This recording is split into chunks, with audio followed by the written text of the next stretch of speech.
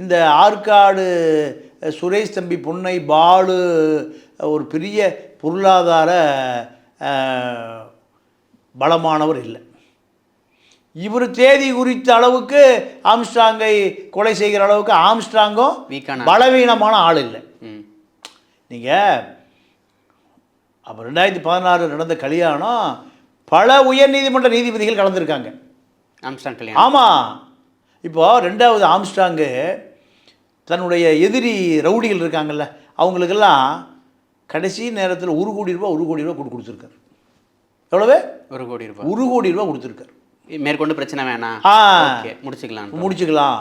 இந்த திண்டுக்கல் மோகன்ராம போன்ற பல ரவுடிகளுக்கு கூப்பிட்டு மினிமம் 1 கோடி, ஏப்பா உனக்கு எனக்கு பகையை வேண்டாம், எல்லாத்துக்கும் வச்சுக்கோ. இப்படி கடைசி காலத்தில் அமைதியாக வாழ முயற்சி செஞ்சுருக்கார்.